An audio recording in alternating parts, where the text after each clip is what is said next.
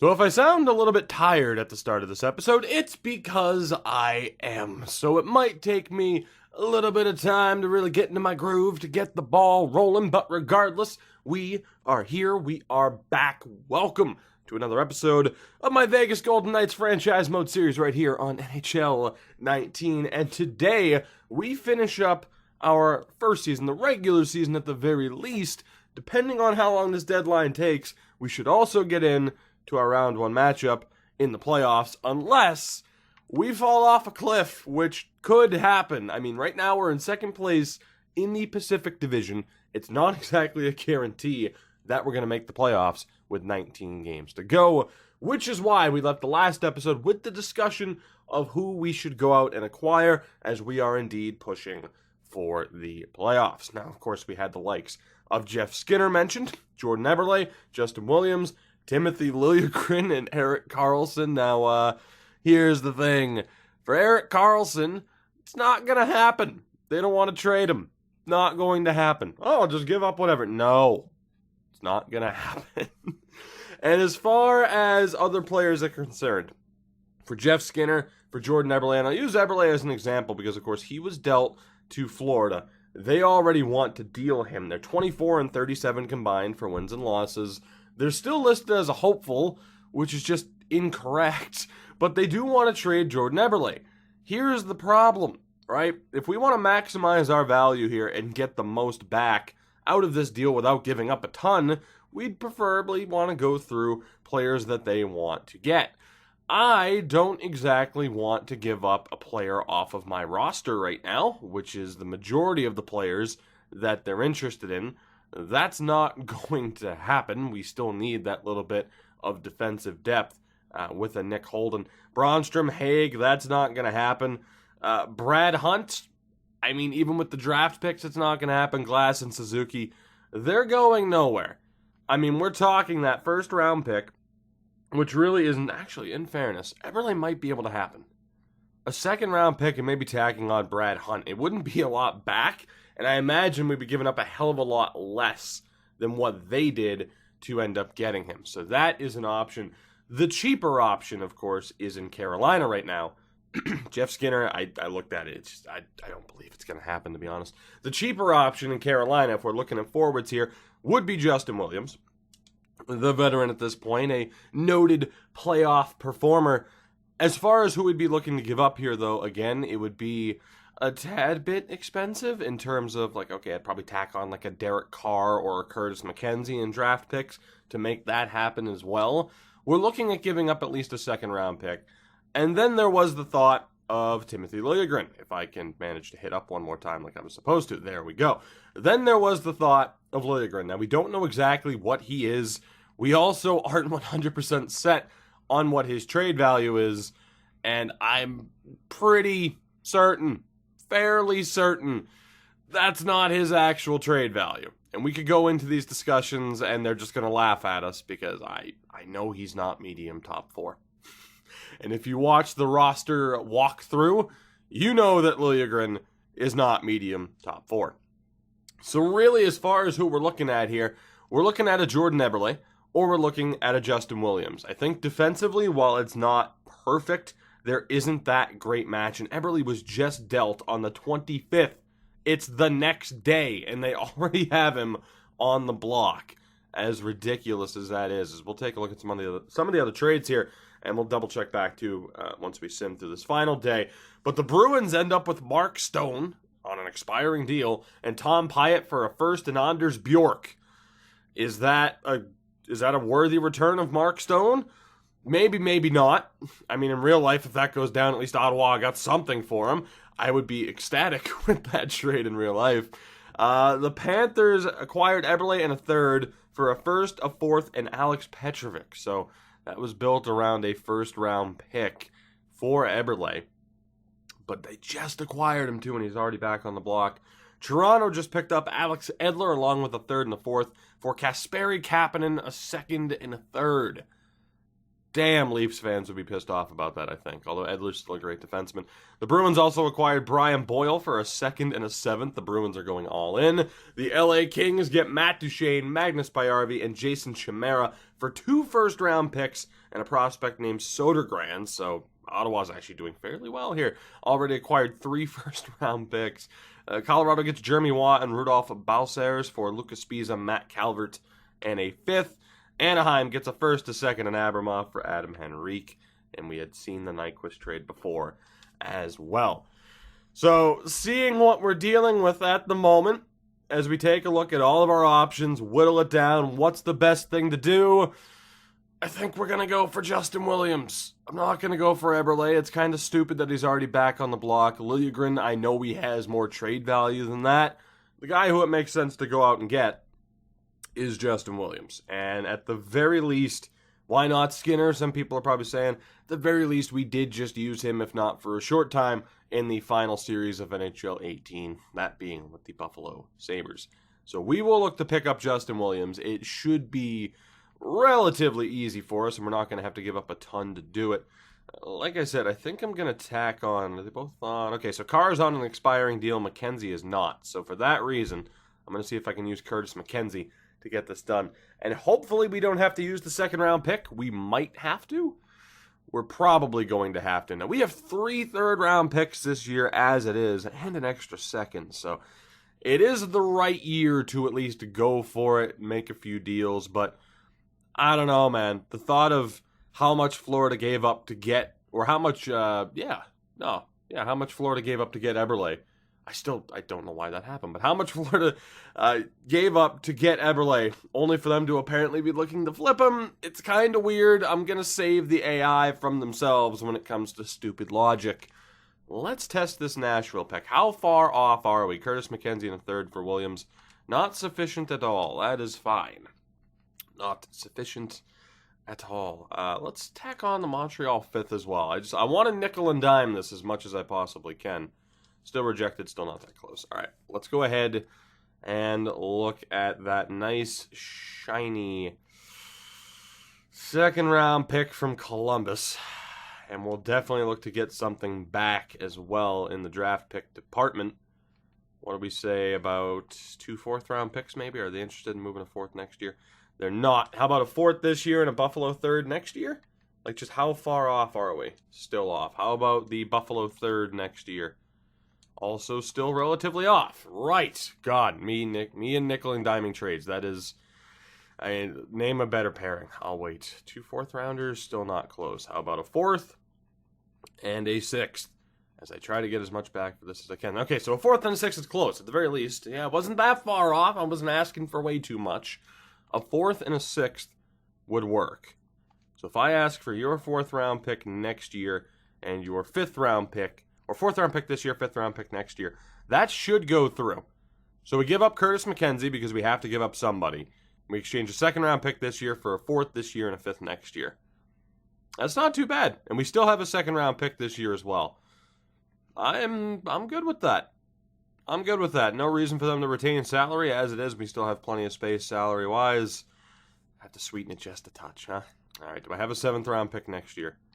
That should be enough. That's good enough for me. So McKenzie a 2nd and a 7th. For Williams a 4th and a 5th. We are good to go. So just a reminder, with Justin Williams here, obviously it's a rental, but he's having himself one hell of a season. 45 points in 62 games. Should break 50 again at 37 years old. So I am excited to see what he'll be able to do with this team. His 2nd-round pick, a bit too much to give up, perhaps, for a middle 6 rental. Maybe, maybe not, but it might be just what we need. So it's not the biggest blockbuster in the world. It's not the biggest name. It's not a Jordan Eberle. It's not a Jeff Skinner. But Justin Williams, I feel, will be a hell of an addition to this team. And defensively, again, we're not looking great, but we might be able to pull off a miracle in terms of this team somehow being good enough. The roster is still full as it is, and we have a couple of 78s down in Chicago as well. Let's take a look here. So Noshek, Williams. Right, let's just go best lines for the moment. and see what we end up with. So it bumps Nosek down to the fourth line, which is fine. Cody Eakin being on the fourth line, that's not going to happen again. Bellemare has been pretty poor this season. I think we'll look to get Oscar Lindberg in the lineup at the very least. Actually, let's take a look here. Lindberg's done very well. Lindberg has done very well for himself. I got to be honest, maybe we drop Cody Eakin down. Lindberg's also a third line guy. So regardless, we have to have a third line forward on the fourth line. But Eakin will have power play or a penalty kill time. Definitely not power play time. So if we have Williams there, Alex Tuch there, Marchessault, we're still looking pretty good. The debate of Haula or Tatar on the second line. I mean, Haula's still doing well for himself, seeing as he has power play time, right? Tatar, 37 points this year. Granted, Haula's done a little bit better, and obviously the power play time has been a factor for that. I'm trying to balance that out because we are stuck with Thomas Tatar for a little bit. If I want to get rid of that contract, we're going to have to give up something alongside it because I don't think a team would be willing to take that contract just from what I've seen so far. Tuch is a second-line guy. Williams is a third-line guy, so that's going to work out relatively well for us. I can't help but think the Haula, Lindberg, and Williams will just absolutely kill it. I think that's going to be a really strong pairing for us. And defensively, we're still looking okay. If that's how Best Lines wants to go, I think I'm all right with it. So the only thing I need to do is just change Lindberg back to a center for the sake of going going with best lines, making sure that it sets up everybody as it should in terms of, the 4-on-4 lines and everything like that. It also might get Lindberg penalty kill time alongside Cody Eakin. So let's go ahead and do that. Like I said as well, we'll sim this next day, and we'll see if any other last-minute deals have been made. I doubt it, in a way. I doubt it, but we could be okay. And again, the reason for doing this, like I said, just for those extra lines. It would be nice if we could end up seeing at some point in this game, not for NHL 19, but in the series in general, something similar to an FHM 4, where everyone just has their own ratings at forward, all three forward spots. That way right? That way like a defenseman in FHM, you could have him be at a 20 out of 20 on left D, but a 16 out of 20 at right D. So I'm going to want to play this guy on the left side. For forwards, you could have Lindberg be an 18 out of 20 at right wing, but a 20 out of 20 at center. Or a 16 out of 20. You get the point. That way, you can go best lines and everything can still be set up relatively well. But let's go best lines again here. It does say Haula on that second pairing. Tatar, I think I'm going to drop you. I think I am. But I'm not overly confident in it. And yeah, see, now by default, Bellemare ends up being a scratch when we go with best lines. So the power play right now, Marchessault, Karlsson, Smith, as you would expect. Haula, Stastny, Tuch. I kind of want Williams there. So let's see. Theodore, 86 offensive awareness, 86 offensive awareness. Nate Schmidt also at an 86. That doesn't help. 19 points this season. One of you has to sit. I want to get Tatar and Justin Williams into this lineup. And I know Schmidt technically has the higher point total. Let's see. 4.5 puck skills, 4.5 shooting. 5 puck skills, 5 shooting. Nate Schmidt, I am sorry. You get to take a seat, though. No power play time for you. We're going to bring in Williams. He doesn't need it to be happy about his playing time. It just makes sense to put him into the lineup. And Thomas Tatar as well. Let's get you a little bit of power play time. So we're going to run with Tatar, Miller, Theodore, and Williams. It's not too bad, actually. Let's go Theodore. Chiller was great. Let's go Tatar, Miller. We'll do it that way. That first power play unit's set up with the alternate lefty-righty dynamic, so we'll follow along with that on both lines. And we're looking good. That's not bad. That's not a bad power play at all. Now, whether or not we have a little bit of that Vegas magic, and Cody Eakin does indeed have penalty kill time, so that's solid. Whether or not we have a little bit of that Vegas magic in this team, despite some flaws, are able to find some success in the playoffs, time will tell. In terms of bringing in like an Eberle or a Skinner, again, I feel like this is a little bit better. We already have one second line forward on the third line anyway. Williams, perfect fit in on that third line to begin with. And defensively, obviously we're worried, but a Karlsson isn't going to happen. A Liljegren's not going to help this situation. I think we're pretty much locked into what we have. I think I might do one more look over just to see if there's anybody else better defensively. Maybe certain teams have changed up their block. But with what we saw in the last episode, I think we're pretty much good to go. Like an Andre Schuster, not exactly going to help us. And the fact that he's an 81 might have some Lightning fans scratching their heads and laughing. Goligoski not going to help, especially with that cap hit. Nathan Beaulieu, expiring deal, but only 1 point better than who we have. There isn't a major game changer that we're going to be able to bring in here on defense. It's just not going to happen. Now, whether or not Erik Karlsson hits free agency at the end of year one, I have seen it happen. It could happen. Ottawa's dealing Matt Duchene, Mark Stone, so who knows how that's going to look. But I think that's going to be our big deadline addition, that being Justin Williams. And again, we gave up a second-round pick, but we did get some extra draft picks back here and there. The one thing I want to check with Chicago is just to make sure that nobody is scratched who really shouldn't be. And that is already the case. So for Zach Leslie, former Kings prospect, we'll bring in Haig. He's up to a 66. And Jake Bischoff, unfortunately, former Islander guy, you have to take a seat for Erik Brannstrom, who in real life, Erik Brannstrom's looking like an absolute it's tough to say someone who was picked 15th as a steal. He's looking really good, though. He's looking really good. And then offensively, Lucas Elvenes. Lucas, you might be staying in the lineup. And from the looks of it, you are. Okay, cool.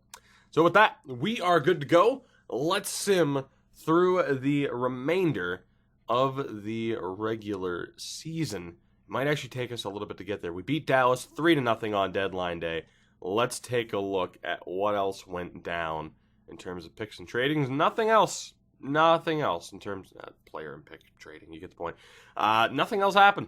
Our deal was the final one of the day. So again, Boston going all in. The Panthers pulling off a pretty big move as well. We will see what happens. I actually don't know, though, if we're going to be getting to the playoffs. Simply because we're going to want to start paying attention to the scouting relatively heavily here, just to make sure that we have everybody scouted.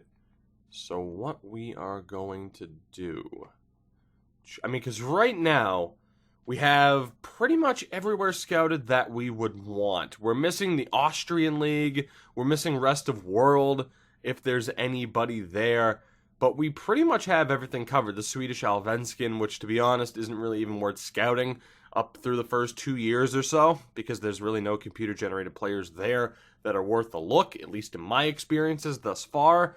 So I think we're good. We have the major leagues nailed down. I think we can just leave the AI the way they are for now. And as we continue to get closer to the draft, we'll take a look at whether or not, certain prospects haven't really been looked at, like a Kirby Dach, for example. Apparently it's Dach and not Datch, so Kirby Dach. But in terms of these leagues, right? So if we look at rest of world, there's nobody there anyway. Russia, we know we have a scout there, so that's all well and good. The Swedish Allsvenskan, we don't have anybody listed in the top 100. They're all real players as it is already. I don't feel as though we're going to be missing out on anything great. We have the EBEL as well, which, real players. I don't think we were scouting the Czech Extraliga, though. I think that's the one other league I was missing. It's a lot of real-world players right now that I'm not exactly afraid to miss out on. So we're looking pretty good. If we notice that there might be, if we have a good report on pretty much everybody else in the league, and we think, this guy might be worth taking a look at, we can always make that change and start taking a look around the league before we end this season. So we are going to sim to the middle of March, and we'll see how we're doing at that point. Again, 37, 26, and 1. As we end up losing to Florida, but beating Anaheim. It's a really weird schedule there. We beat Vancouver 6-5 in overtime. Beat Calgary. We're looking good here. Another game against Vancouver. That's a 6-3 loss. Really weird schedule. Vancouver, Calgary. And now we're out in Dallas. We get the victory there. So 42, 28, and 1 on the season. Williams not happy with his performance, but that's okay, Justin. I have faith in you. You're a playoff performer. You're just like Joel Ward. Once you get to the playoffs, you're going to kill it. I'm confident in that because I have to be. Otherwise, that move's looking a little bit rough. But up to 19 goals and 30 assists for him. Lindbergh up to 30 points. We should have been playing him all year. He was way too good to sit. Tatar, 18 goals, 24 assists. And Haula, 19 goals, 28 assists. I'm liking this team. Obviously, defensively, you see Derek Engelland there, and you're like, well, I don't know how he's going to do. Plus-minus wise, Schmidt and Miller are killing it. I'm digging this, man. As long, and I know I'm jinxing it by saying this, as long as we can stay healthy, and as long as Marc-Andre Fleury can bump up that save percentage a little bit, we should be okay.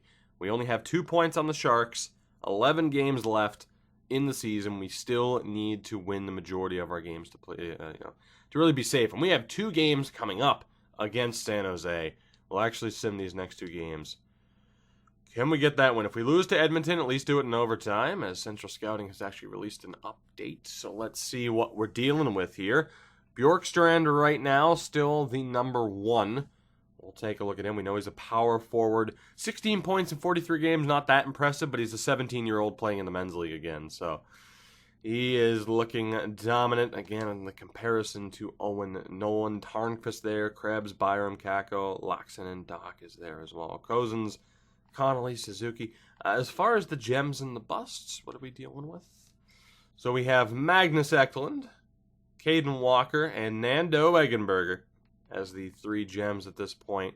Chase Wooters and Moritz Cedar still a bust that we're going to want to avoid. I wouldn't mind drafting Nando Eggenberger. He is an overager, though, so the fact that he's doing relatively well in terms of putting up points, not a great sign.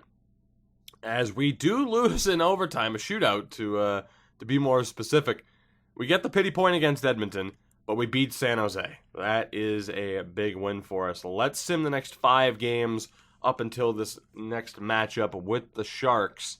That could go a long way in deciding who makes the playoffs, or at the very least seeding, as we beat the Jets, the Red Wings, and the Blues. Colorado as well, 5 in a row. Make it 6. The Golden Knights are on fire. 6 wins in a row. And I mean, you look at this, you look at our record this month. 1 loss, 1 overtime loss. Ridiculous. We are just, we're killing it right now. And I don't know if that comes down to like, okay, how big of an impact is Justin Williams making? I don't care. As it stands, we are confirmed as a playoff team. It's just now a matter of seeding. Now we have 1 game above the Sharks. So the Sharks have a game at hand. We're 5 points clear of them at the moment, though. And we are currently tied with LA, but they have a game at hand. We have 4 games left. They have 5. So if we want to win the Pacific Division title for the 2nd year in a row, we are going to need to win these final few games. Karlsson leading the way, 61 points in 78 games. How's Justin Williams looking, though? Let's take a look. 21 goals, 33 assists. He's doing all right. The veteran getting it done. Nosek as well, 20 points, not bad. Eakin's, wow, Cody Eakin. What a return to form for him. And then Ryan Reeves. We're still on Ryan Reeves' watch. Can he hit 10 goals this season? He has 4 games left to do it. If we beat San Jose here, again, we're 8-1-1 in our last 10. They're 8-2. If we beat San Jose here, it is pretty much confirmed we will have home ice advantage in the first round, no matter what, whether or not we win the division or not. So let's see. Can we beat the Sharks? It's a battle of the Titans, and we lose 3-1. That's going to put the pressure on. That might have just handed the LA Kings the division title. We have 3 games left, and right now we're playing for safety to make sure that we have home ice against the Sharks in round 1. Edmonton, can we get the win? They're a pretty solid team. Thomas Tatar goes down to injury. He's not going to be out for an incredible amount of time, but that's still not ideal. And I am actually going to have to edit these lines manually here, because that's going to put Belmar into the lineup. So, no, Ryan Reeves will not be taking the step up. We'll go Nosek, Belmar, Reeves. Let's go Lindbergh, Eakin, Williams. That'll be the way to do it. And then our power play will have defensemen in on the power play for the moment. We ended up losing in a shootout to Edmonton. Again, 2 games left this season. Let's take a look at the Kings' record. It's going to be those overtime losses that get them the division title. It might already be confirmed. It's not. Wow, this is a close race. So LA, they're 3 points clear. If they lose their next matchup and we beat them on Saturday, we have a chance at the division title. San Jose, only 2 points back, same amount of games played. Edmonton, 3 points back, same amount of games played. So we pretty much know what the playoff picture is going to be here. The only question now is whether or not Chicago or St. Louis make it into the playoffs as the 3rd team in the Central. The wild card's confirmed. That's the only question mark aside from seeding and who will face who. So these games are big. We're playing Arizona, 37-34-9 on the season. Can we get the win here to still have a chance? We cannot. It's a 5-1 loss. The LA Kings will take the division title, and this upcoming game against the Kings is a must-win, or we will see, more than likely we'll see, our potential home ice against the Sharks disappear. So very frustrating now, down to 6-2-2 in our last 10. This is a must-win against the Kings. We know we have the tiebreaker against the Sharks. We're ahead of them now. A win here is the only way to guarantee that we have home ice against them in round 1. And just to update you, as expected, I'd say they had the advantage. The Chicago Blackhawks have also made the playoffs. Those are the 8 teams out of the West. It comes down to seeding, though. Can we get the win? Let's find out. If we get this W, we will host the Sharks.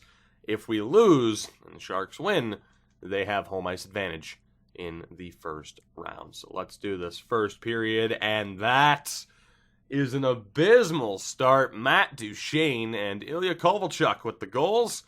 14 shots to 12. We're down 2-0. Second period, we will probably be on the road in San Jose to begin this series. Jack Campbell is in for them. Marchessault with a quick goal, though. We might have a chance. Dustin Brown ruins that opportunity. 4-2 in favor of the Kings. A late power play goal, though. Shea Theodore. We're halfway through the period. We have a chance. Oscar Lindberg ties it. It's 4-all. Can we at least get to overtime and secure that point? That could be the difference maker if the Sharks end up losing in overtime as well. And indeed, we are going to overtime. Ridiculous. Can we get the W? Let's find out. Can we secure home ice advantage in the first round? We're going to a shootout. We're going to a shootout. You know what? I want to see what happens. We'll go CPU against CPU, of course. Can we win this shootout? If we do, again, home ice against the Sharks. If we lose, there's a decent chance that we will be on the road, which is very disappointing, seeing as we were oh so close to actually winning the division title. And here we go, we're jumping right into it. Jonathan Marchessault is denied. Again, seeing that we were oh so close to winning the division title, and we might have had it not been for injuries. Big glove save there from Fleury. Looked like he got a piece of it against Kovalchuk. Karlsson stepping in is denied by the glove hand of Jack Campbell. Kopitar can put the pressure on here. Can we get a save from Fleury? Yes, we can. Big chance here now. Who's it going to be? It's Riley Smith. Can he get the first goal and give us the advantage? He cannot. And LA could win it right here. Drew Doughty skating in against Fleury. Denied. We are going to extras. All right, who's up next? It's Erik Haula. Haula, does he have space? He doesn't, I guess. That's unfortunate. Jeff Carter could end it. And he does. The LA Kings win it in a shootout. Not the finest ending to a season that we've ever had. Erik Haula, you have some questions to answer, buddy, if we are not starting off this postseason matchup against the Sharks at home And we are not. The pity point was not enough. We let the opportunity at winning the division title slip away. We let the opportunity at having home ice in the first round slip away, as we will be on the road in San Jose to begin this postseason. Definitely bittersweet. Nice to have made the playoffs. Great record in the regular season. But to have that slip away from us, again, we could have won the division title, and we should be hosting San Jose. That is incredibly disappointing. Edmonton and Calgary also make the playoffs as well. Anaheim, the bottom of the Pacific. In the Central, Winnipeg, Nashville, and Chicago. St. Louis just misses out. Minnesota, Colorado, and Dallas really struggled in year one. In the Atlantic, it's Tampa, Toronto, and Montreal. Boston misses out. Florida, Ottawa, and Detroit, all pretty bad this year. And in the Metro, Pittsburgh, Washington, Columbus, Carolina, and Philadelphia. The Rangers and Devils each miss out by a point. And the New York Islanders were the worst team in the league this year. So there is that. We finished top 7 in the league. But still, we end this year with a tad bit of disappointment, as again, the Islanders down in the basement. As far as goals for per game, we were at a 2.83, which was top 10 in the league. Goals against at a 2.46, which was bottom 10 in the league. Not bad. So we score goals, and we play some good defense, and of course the goaltending's been solid, which is surprising, again, given that Marc-Andre Fleury missed time. Our power play finishes the year at 19.3%, so probably mid-table there. And our penalty kill at, hopefully nothing terrible, looking like it's going to be mid-table. And it's closer to the bottom at 79.6. So special teams, we might and probably will go ahead and take a look at. And in the AHL, for the hell of it, just to give you guys a look at what's going on, we'll go back to the Atlantic. Actually, it's not even looking like it's secured. It's not. So we'll come back to that. We'll figure out who ends up making it there. Around the league, though, in terms of player production, we'll look at our team first, of course. Forward-wise, Jonathan Marchessault and William Karlsson each played a full season, 63 points each, identical stat lines there. Happy with that. Power play points, each of them was 17. Pretty ridiculous. Williams finished the year on 55 points. Not too bad. Stastny with 53. Haula, Smith also over 50. Thomas Tatar, had he not missed a little bit of time, probably would have broken 50 as well. Alex Tuch with 48. Cody Eakin, a phenomenal 38 points as a bottom 6 player. Extremely happy about that. Same with Oscar Lindberg. Could have broken 40 if he played the full year. Thomas Nosek, for someone who spent the majority of the season on the fourth line, 20 points is solid. Ryan Reeves finished the year with 18 points, 9 goals. He did not hit 10. Bellemare was incredibly disappointing from an offensive standpoint. But overall, I'm very happy with how this team performed this season. Defensively, we also did very well. So Theodore and Miller, 33 points each, 27 points for Nate Schmidt. Those are the 3 that you would expect to lead the way for us in terms of point production among defensemen. That is exactly what happened. McNabb with 10 points, 6 for England, Merrill with 5 points, and then the 1 point in 9 games for Nick Holden. From the goaltenders, let's take a look. Marc-Andre Fleury, not exactly phenomenal. 42 appearances, 23, 14, and 3 before shutouts, and a 9.14 save percentage, a 2.6 GAA. We need a better version of Marc-Andre Fleury. We need the Marc-Andre Fleury that showed up in the real-life playoffs last year if we're going to have a chance to find success here. Malcolm Subban ended up with 42 appearances as well, 23, 17, and 1, 3 shutouts, a really spectacular 9.28 save percentage. And then Oscar Dansk, who the hell would have seen that coming? 8 appearances, 3-2-0, 2 shutouts, and a 9.40 save percentage. So out of nowhere, yet again, that little bit of Vegas magic as our backup goaltenders led the way. Around the league, Connor McDavid and Patrick Kane, the only 2 players to break 90 points. McDavid leads the league with 96. Nobody really up there that I'm shocked by. I mean, Nugent Hopkins playing in Edmonton, probably with McDavid at certain points. So nobody really all that surprising to see up there towards the top of the list. At least out of everybody I've seen so far, Clayton Keller, probably the most surprising at 75 points on the season. But no one else I'm really shocked by. In terms of goal scoring, no 50 goal getters, but Alex Ovechkin leads the way with 48. Kane was in second with 45, and then Johnny T with 44 in Toronto. As far as anything else, penalty minute leaders, just for the hell of it, Ryan Reeves. Okay, that sounds about right. Game-winning goals, just for the hell of it, why not? Line with 9 total power play points. Kane with 35 points of his 90 on the power play. Face-offs won, just for the hell of it. Ryan Getzlaf ends up taking that home. The hit leader was Mark Stone, 187. This is also as well just to give you guys an idea of, you know, what the highest numbers in the league, you know, you might expect to see at the end of the season. Slavin and Weber, 146 blocks each. The Fight King, Borowiecki. Reeves is up there, Thorburn and Kyle Clifford. Radko Gudas only 5. He was a bit more reserved this season, apparently. In terms of goaltending, Murray led the way in wins. In terms of the shutout leader, Vasilevsky and Bobrovsky with 10 each. And the highest save percentage among starters, Vasilevsky with a phenomenal .938. That is unreal. Ryan Miller, the best backup in the league by far. Rene did well. Lindgren did well. Malcolm Subban, of course, did phenomenally well. Happy with that, of course. As we said, in terms of the rookie race, it is Casey Middlestats, man. Say hello to your Calder winner. 51 points in 82 games. Svechnikov over 30 points. Andreas Janssen over 30 points. But, yeah, Casey Middlestat ran away with the rookie race. The rookie scoring in this season. No doubt, the Calder is his. So let's go ahead and get that confirmation.